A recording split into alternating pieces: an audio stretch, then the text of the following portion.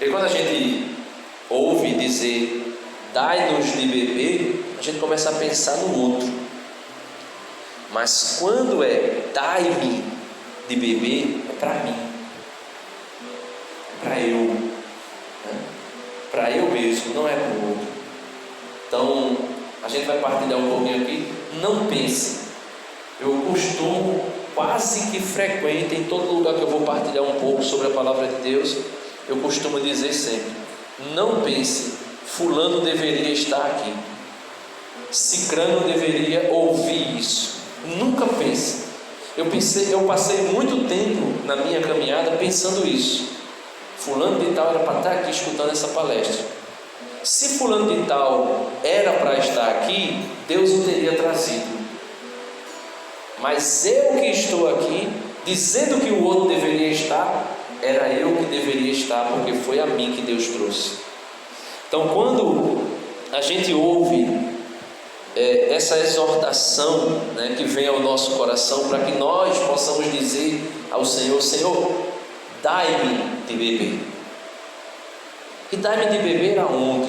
Se eu não me engano, é o profeta Ezequiel que diz que, acho que foi ou Ezequiel ou Jeremias, eu não lembro agora, mas pouco importa. O que importa é o que foi anunciado pela palavra de Deus. Parece que foi Jeremias que disse assim: o meu povo deixou de beber água em fontes limpas para beber água de cisternas sujas e rachadas. Veja que palavra forte o Senhor Deus está dizendo. Existe uma fonte que jorra uma água viva, uma água pura. Tem até um hino que diz, né? Ó água viva, ó água pura. Aí vem penetrar meu coração, vem lavar meu coração. Então existe uma água viva e uma água pura que jorra de uma fonte limpa, saudável. E muitas vezes a gente deixa a fonte, deixa a água viva, pura, para beber água em cisternas sujas, contaminadas e às vezes até rachada. E por que rachada? Porque daqui a pouco vai ficar vazia, e quem bebe lá fica vazio também. Então, queria que você pudesse abrir aí a sua Bíblia, Apocalipse, né? Apocalipse, capítulo 21.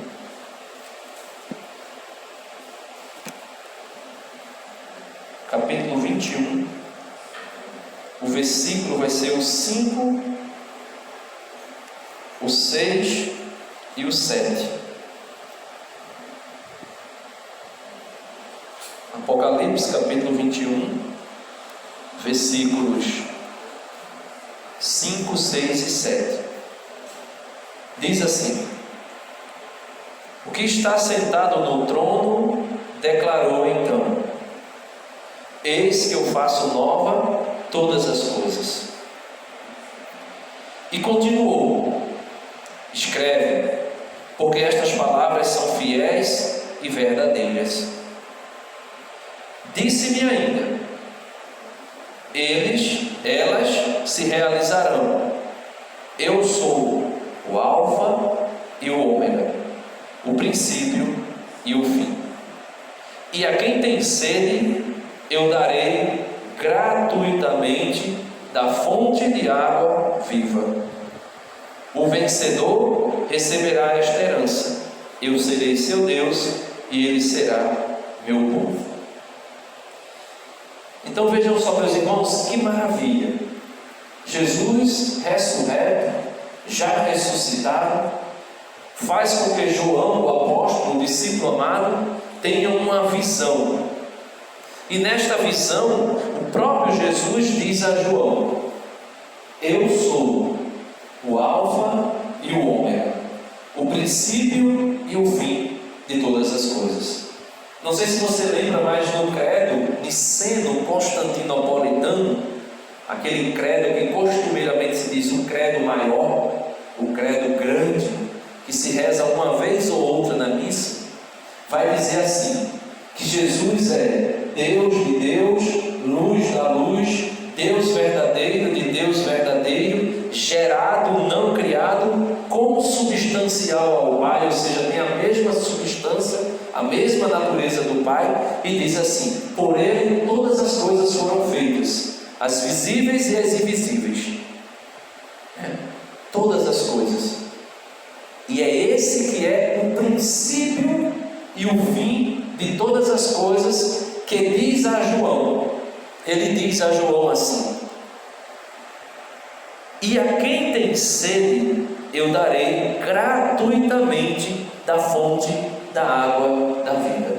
Tem uma passagem em Isaías, eu não lembro agora qual o capítulo e o versículo, mas o profeta Isaías diz assim: todo aquele que desejar, venha, sem dinheiro, beber água da fonte, comprar pão e vinho sem paga, ou seja, gratuitamente.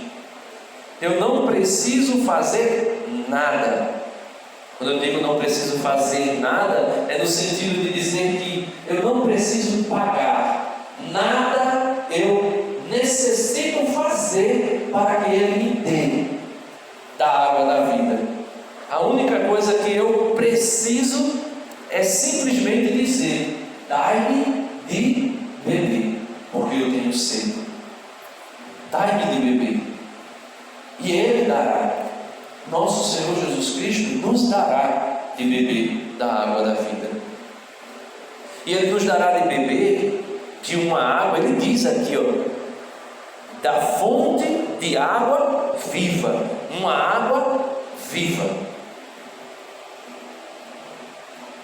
Não é uma água de cisterna suja, contaminada. Não é aquela fonte que o profeta Eliseu chegou em um determinado lugar, não lembro agora a cidade, mas Eliseu chegou numa cidade e disseram assim: homem de Deus, porque era assim que o profeta era chamado naquele tempo. Homem de Deus, nós temos um grande problema aqui na cidade. E esse grande problema só existe uma fonte de água, e essa fonte de água é salobra.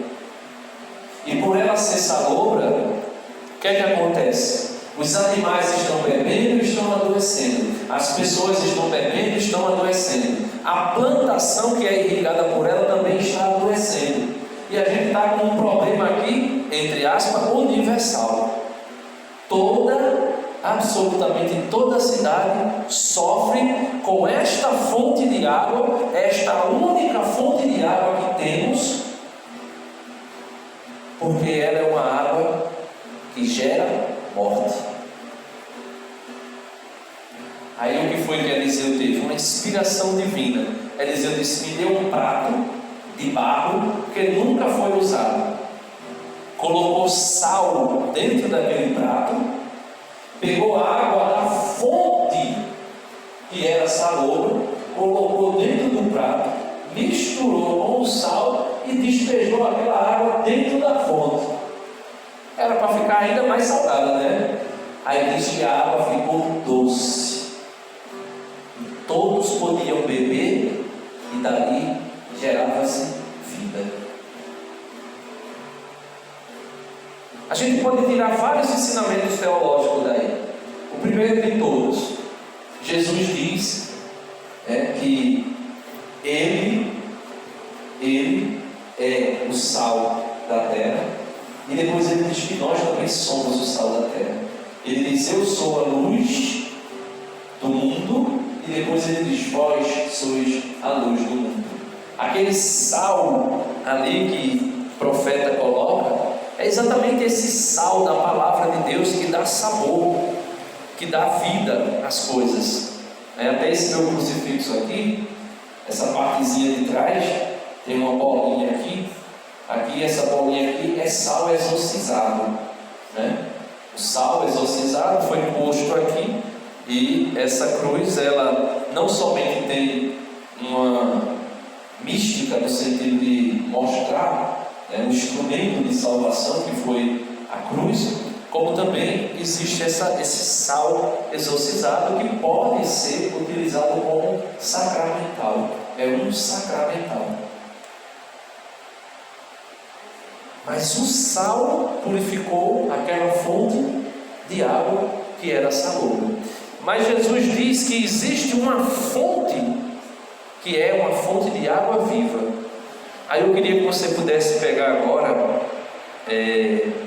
o Evangelho de São João, capítulo 7, versículos 37. São João, capítulo 7, versículo 37. São João, capítulo 7, versículo 37. Então estava acontecendo uma festa judaica, chamada Festa das Tendas. E Jesus, por ser um judeu, Jesus frequentava essas festas vamos dizer assim, corriqueiramente. Sempre que tinha uma festa judaica, Jesus estava lá, né? Festa dos tabernáculos, Pentecostes, e outras, a Páscoa, que Jesus sempre ia para a Páscoa, né? Então, no último dia da festa, vocês acharam aí? São João capítulo 7, versículo 37. No último dia da festa, o mais solene de todos, Jesus de pé disse em alta voz: se alguém tem sede, venha a quem? Venha a mim. Vamos repetir: se alguém tem sede, venha a mim e beba. Ele diz: aquele que crê em mim, conforme a palavra da Escritura, de seu seio jorrarão rios de água viva. Então veja, se você tem sede, você não pode ir em cisterna, você tem que ir a Jesus, porque é Ele é a fonte da água da vida, é Jesus que é a fonte. Veja, Jesus não é a água, a gente precisa entender isso. Jesus não é a água viva, Ele é a fonte da água viva. Que é isso, gente? Eu acredito que você deve estar dizendo assim: eu sempre pensei que Jesus é a água. Não sei se alguém aqui já pensou isso, que Jesus é a água. Veja aí, continue a leitura, versículo 39. Ele falava do Espírito que deveria receber aquele que havia crido nele, pois não havia ainda Espírito, porque Jesus ainda não fora glorificado. Então veja, quando Jesus disse que daria uma água viva, essa água viva era o Espírito. Ele é a fonte da água viva. E a gente vai ver isso um pouco mais à frente. Na verdade, um pouco mais atrás, né, no capítulo 4 do Evangelho. Ele é a fonte da água viva. Ele não é a água, Ele é a fonte da água viva. Na cruz, do lado aberto de Jesus, correu sangue e água. Então Ele é a fonte da água viva, que é o Espírito Santo. A água que sai do peito de Jesus, uma prefigura, uma tipologia, um sinal, uma imagem do batismo. E o sangue, uma imagem da Eucaristia. Tanto no batismo como na Eucaristia, nós recebemos o Espírito Santo. Ah, Denis, mas quando eu comungo o corpo e o sangue de Jesus. Mas se você for ler o Catecismo, falando sobre a Santíssima Trindade, você vai ver lá dizendo assim: o Pai não é o Filho não é o Pai não é o Espírito, e o Espírito não é o Pai. O Filho não é o Espírito, e o Espírito não é o Filho. Porque são três pessoas diferentes, distintas. mas uma só divindade. Aí o catecismo vai dizer assim: mas o Pai está todo no Filho, e o Filho está todo no Pai, e o Espírito está todo no Pai e no Filho, de uma forma que, se eu estou no Pai, eu estou no Filho e no Espírito. Se eu estou no Espírito, eu estou no Pai e no Filho. Tem uma pregação de Padre Roberto Ledieri, que é da Toga de Assis. Ele vai dizer assim: comungar é comer fogo. Comungar é comer fogo. É o tema da pregação, você pode procurar lá. Quando a gente comunga o corpo e o sangue de Cristo, mas a gente recebe o Pai e o Espírito em Cristo. Veja, em Cristo. Substancialmente, materialmente, a gente só está recebendo Jesus. Mas em Jesus, em uma comunhão perfeita, está o Pai por completo e o Espírito por completo. Isso é mistério. Isso é mistério. Jesus disse assim: eu vou subir para junto do Pai, mas é bom que eu vá, porque se eu não for, eu não posso enviar o Espírito. Mas se eu for, eu enviarei para vós o Espírito. Só que ele enviou o Espírito. Quem é que está na igreja atuando nesses dias? O Espírito. Mas só que Jesus disse: onde tiver 2 ou 3 reunidos em meu nome, eu estarei no meio deles. Como? Jesus está no céu, sentado à direita do Pai, mas ao mesmo tempo ele pode estar em todo lugar, porque ele é Deus. E ele está por meio de quem? Do Espírito. Agora também, se ele quiser, ele pode descer do céu e vir aqui. Mas Jesus é a fonte da água viva. Vamos ler de novo para você compreender. Versículo 37. No último dia da festa, o mais solene, Jesus de pé disse em alta voz: se alguém tem sede, venha a mim e beba. Venha a mim. Ele é a fonte. Ele não está dizendo venha a mim e me beba. Se alguém tem sede, venha a mim e beba. Aquele que crê em mim, conforme a palavra da Escritura, do seu seio jorrarão rios de água viva. Aí, esse rio de água viva é o que? Ele diz, João, agora é João dizendo, não é mais Jesus.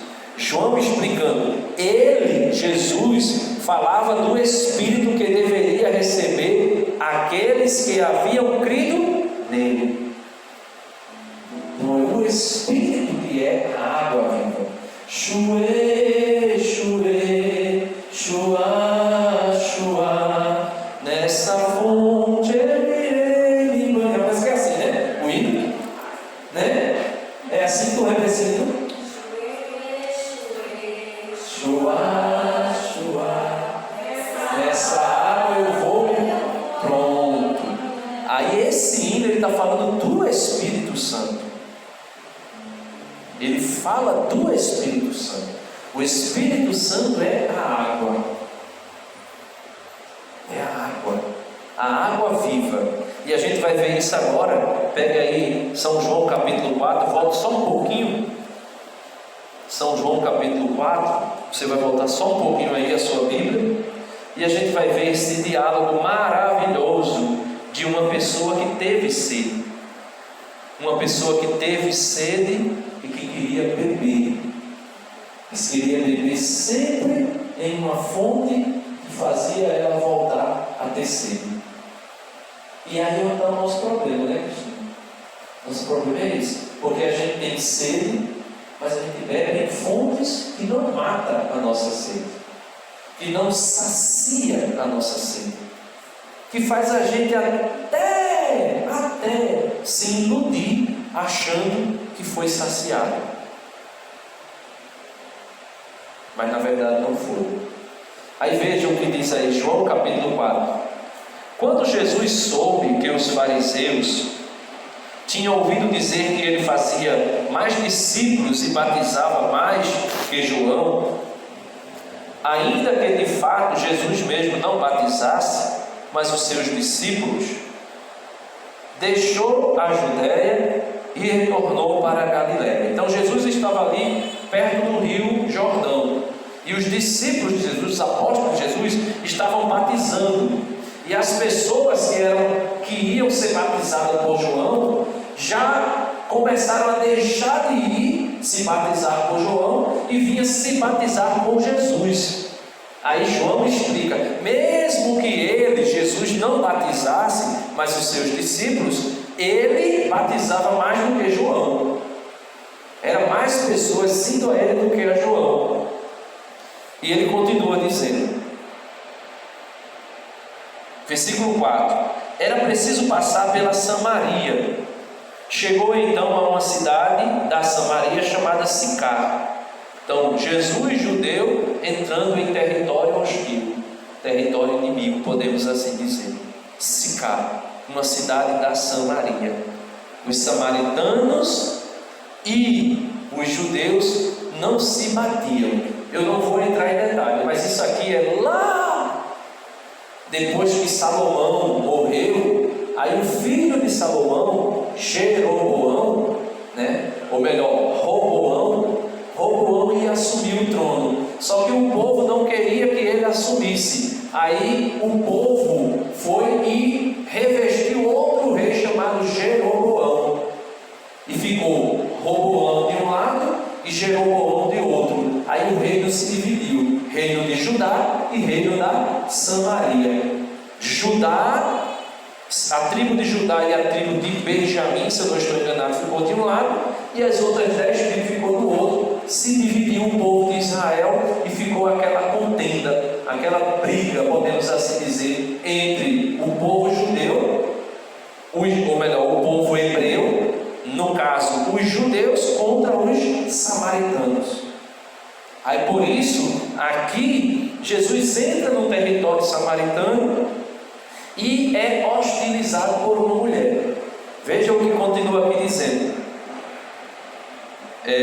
Vou voltar aqui ao versículo 4. Era preciso passar pela Samaria. Chegou então a uma cidade da Samaria chamada Sicar, perto da região que Jacó havia dado a seu filho José. Ali se achava a fonte de Jacó. Veja, no tempo de Jesus existia uma fonte que tinha sido cavada por Jacó. Fatigado da caminhada, ou seja, cansado da caminhada, Jesus sentou-se junto à fonte. Era por volta da hora sexta, meio-dia. Uma mulher da Samaria chegou para tirar água. Jesus lhe disse: dai-me de beber. Jesus usou a expressão que nós estamos dizendo a ele hoje: dai-me de beber. Jesus olhou para aquela mulher e disse: dai-me de beber. Claro que Jesus não estava pedindo água àquela mulher no sentido de dizer assim: você tem algo superior a me dar. Jesus estava exortando, provocando aquela mulher. Quando Jesus coloca no coração de alguém do grupo: olha, o tema da partida hoje vai ser dai-me de beber, Jesus está dizendo para Cristina: dai-me de beber. Só que na verdade ele não está dizendo que ela vai dar a ele de beber. Ele está querendo dizer para ela que ela precisa pedir a ele: dai-me de beber. É isso que acontece aqui. Vamos fazer de conta que essa mulher é Cristina, que essa mulher é a irmãzinha ali, que é viva, que é o irmão, que sou eu.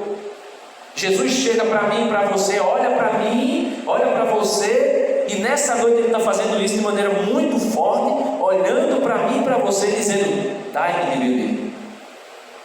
Aí a gente vai e diz, deixa eu encontrar aqui onde eu parei, dai-me de beber. Seus discípulos haviam ido à cidade comprar alimentos. Versículo 9. Diz-lhe então a samaritana: como sendo judeu, tu me pedes de beber, a mim que sou samaritano? Os judeus, com efeito, não se dão com os samaritanos.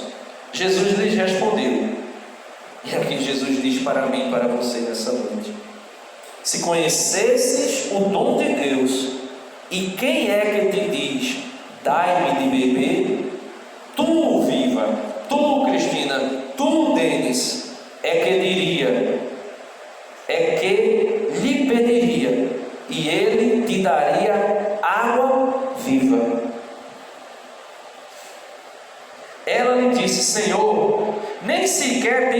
vasilha e o poço é profundo. Veja como essa mulher não estava compreendendo nada. E assim também a gente é cabeça dura, a gente é muito difícil de compreender as coisas de Deus. Às vezes Deus está nos falando diretamente, face a face, como ele falava com essa mulher, face a face, mas a gente não compreende, porque a gente olha as coisas superficialmente. Jesus já estava falando de coisas do céu, Jesus já estava falando de coisas grandiosas, coisas espirituais, e aquela mulher que estava presa às coisas da terra. Senhor, o Senhor não tem nenhuma vasilha para tirar água e o poço é fundo. Padre Léo diz, Padre Léo usava muito assim, dizia assim, Padre Léo dizia assim: se Jesus fosse dizer o que ele estava pensando, claro que era uma maneira pedagógica de Padre Léo ensinando. Jesus dizia assim, Padre Léo dizia assim: se Jesus fosse dizer para aquela mulher o que ele estava pensando, Jesus dizia assim: sua anta, eu não estou falando disso. Era uma maneira, se você escutar as palestras do Léo, você vai ver que ele sempre fala isso, né? Sempre ele falava essas coisas, porque ele dizia: não é sobre isso que eu estou falando, não é desse poço que eu estou falando, não é dessa fonte que eu estou falando, não é dessa água que eu estou falando. E Jesus está querendo dizer isso para mim e para você nessa noite. Ela lhe disse: Senhor, nem sequer tens vasilha e o poço é profundo. De onde, pois, tiras essa água viva? Aí ela pergunta isso: és porventura maior do que o nosso pai Jacó, que nos deu este poço, do qual ele mesmo bebeu, assim como seus filhos e seus animais?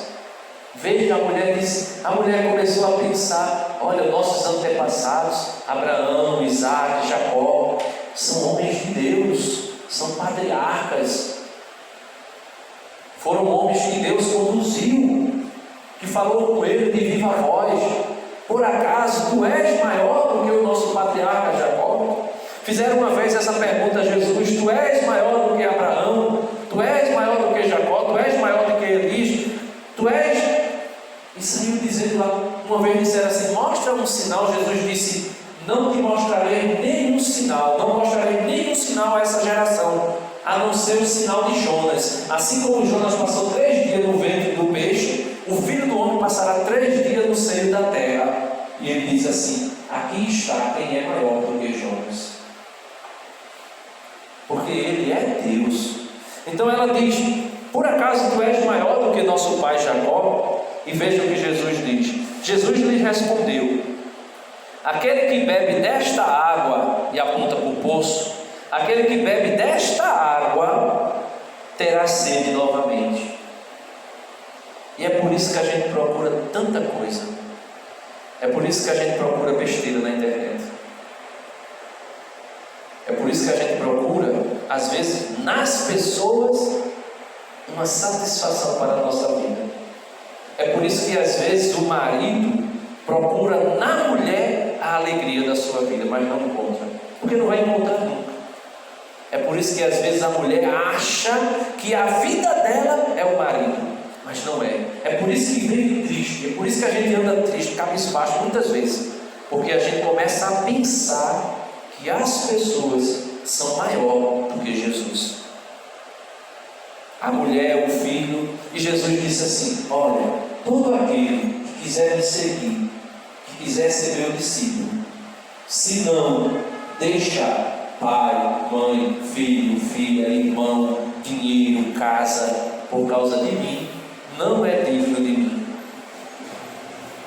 Lógico que Jesus não está dizendo aqui que você tem que desprezar sua família, desprezar seu marido. Feito, tem mulher que só quer viver dentro da igreja e nem cuida da casa. Lógico que não é isso que Jesus está falando.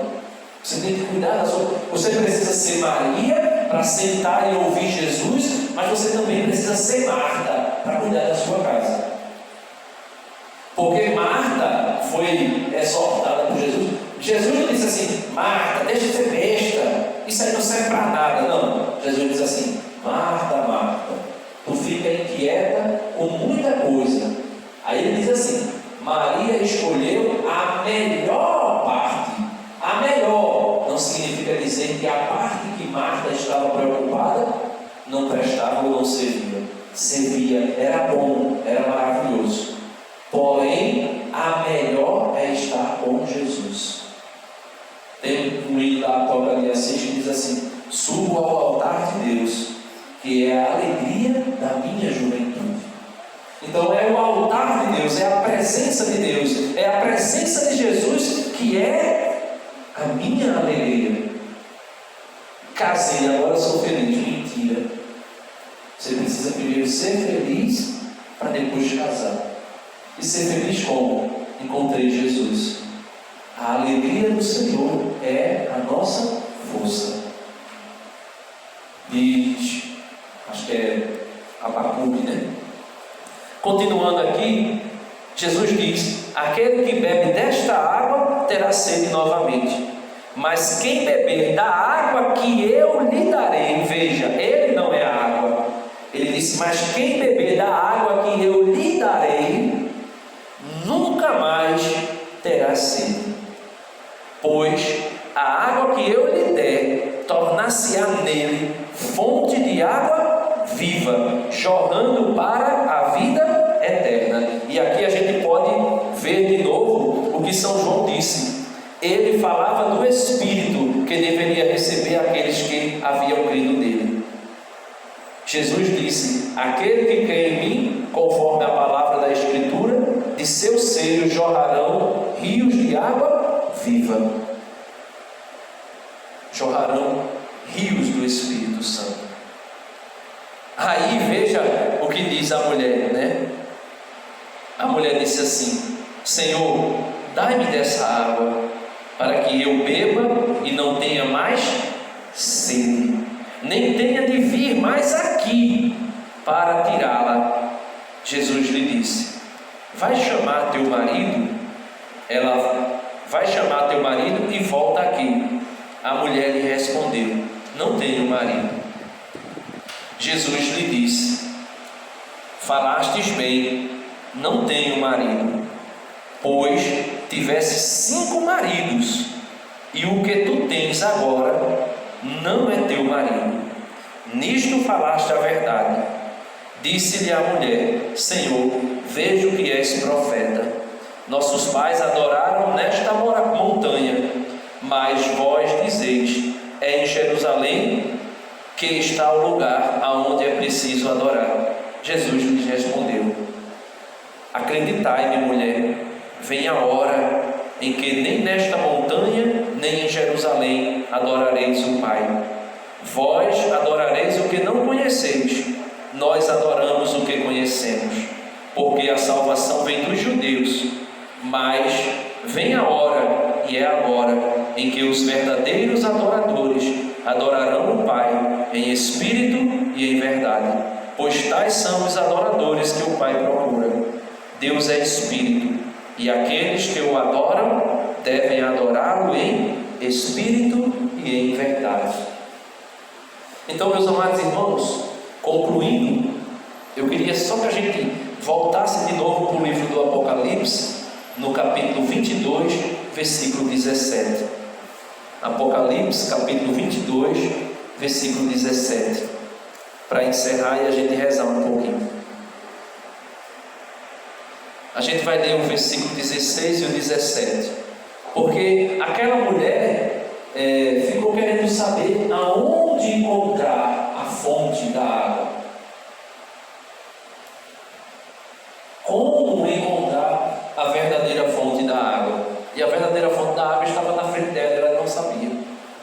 Ela disse assim: dá-me de beber, dá-me de novo de beber dessa água. Ela ainda estava no superficial, ela pensava que era uma água mesmo. Ela disse: dá-me de novo de beber dessa água, para que eu não precise voltar aqui e tirar água de novo para beber. Só que Jesus disse: o que aconteceu com ela é a mesma coisa que acontece com Nicodemos. Jesus diz assim: Nicodemos, é preciso nascer de novo. Aí Nicodemos diz: como assim? Como é que eu, já sendo velho, posso voltar a entrar de novo no ventre da minha mãe? Aí Jesus diz assim: Nicodemos, tu és um homem letrado, tu tu és um homem inteligente. Eu estou falando de coisas, aí ele diz assim, estou falando de coisas básicas e tu não me compreendes. Imagina quando eu começar a falar das coisas do alto. Aí ele diz assim, é preciso que o homem nasça de novo, da água e do Espírito. Ele diz, pois aquele que nasceu da carne é carne, e aquele que nasceu do Espírito é Espírito. E Nicodemos não estava compreendendo. A mesma coisa com essa mulher. Dai-me, Senhor, dessa água para eu não voltar aqui de novo, a ter que tirar água daqui de novo, desse tanque, dessa fonte. E a fonte da água viva estava na frente dela.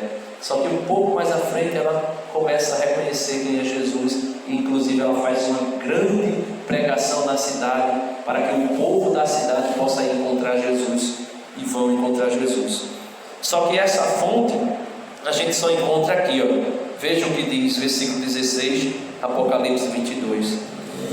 Eu, Jesus, enviei meu anjo para vos atestar estas coisas a respeito das igrejas. Essas igrejas aqui eram as dioceses da Ásia, as 7 igrejas da Ásia. Não eram igrejas no sentido de essas igrejas aí que a gente conhece hoje, né? Ele repete aqui praticamente: eu sou o rebento da estepe de Davi, a brilhante estrela da manhã. O Espírito e a esposa dizem: vem. Que aquele que ouve diga também: vem. Que o sedento venha, e quem o deseja receba gratuitamente a água da vida. Então é na igreja é que a gente encontra Jesus, que é fonte da água da vida. O Espírito Santo coloca no coração de alguém, dai-me de beber, para dizer: venha para a igreja. O Espírito e a esposa, a igreja, diz: vem.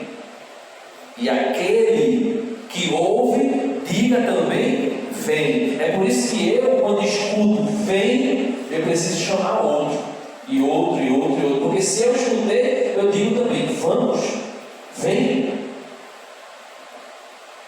Lembra quando Felipe encontrou Jesus, né? Felipe não, André, o irmão de São Pedro, encontrou Jesus. Quando André encontrou Jesus, André disse assim: encontrei o Messias. Aí corre, vai lá para Pedro, o irmão dele, São Pedro, e diz assim: olha, encontramos o Messias, encontramos o Cristo, aquele do qual os profetas haviam falado. E eles vão correndo ao encontro de Jesus.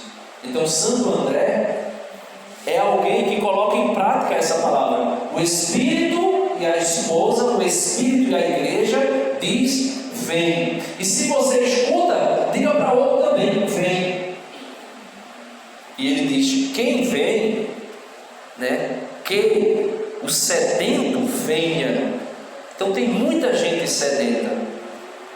Quando a gente vê, com todo respeito, as pessoas que frequentam essas igrejas ficarem abarrotadas de gente, é porque essas pessoas estão com sede, essas pessoas estão sedentas de Deus. E por estarem sedentas de Deus, escuta alguém dizer: vem, vamos. Lá a gente encontra Jesus, lá a gente tem Jesus, vem, vamos. Aí as pessoas vão.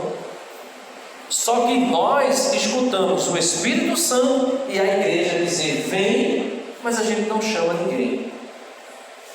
E é por isso que a gente vê como está aqui hoje, quase vazio, porque a gente ouve o Espírito Santo dizer: vem. A gente escuta a igreja dizer: vem, a esposa dizer: vem. Mas a gente que ouve não diz para ninguém: venha. É por isso que ninguém vem. Só que essas pessoas dessas outras igrejas, ele tem um entusiasmo, e se ele encontrar você hoje pela primeira vez, ele já convida você. Olha, vai ter isso, aquilo, outro, bora. E ele fala de um jeito que parece que você, olha assim, você diz: caramba, entusiasmo, é uma vontade tão grande, a alegria no falar é tão contagiante que a gente vê as pessoas indo uma atrás da outra. Então falta muito em nós católicos a ousadia de ouvir o Espírito Santo e a esposa dizer vem, e a gente ter a ousadia de olhar para o outro e dizer vem, meu irmão, bora. Isso aqui era para estar cheio. Por que não está? É por causa da pandemia? Talvez a pandemia tenha atrapalhado, né? Mas não é por causa da pandemia. Porque, por exemplo, agora há pouco, quando eu larguei do trabalho, eu passei em frente à matriz. Tinha até guarda municipal fechando, tinha tanta gente, e não era na matriz, era um evento que estava acontecendo fora.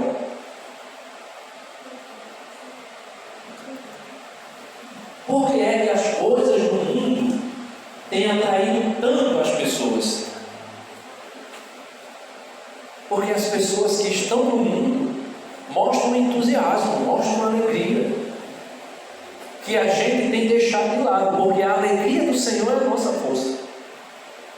E a gente tem deixado isso de lado, né? Falei 40 minutos, né? Então vou parar aqui para a gente rezar.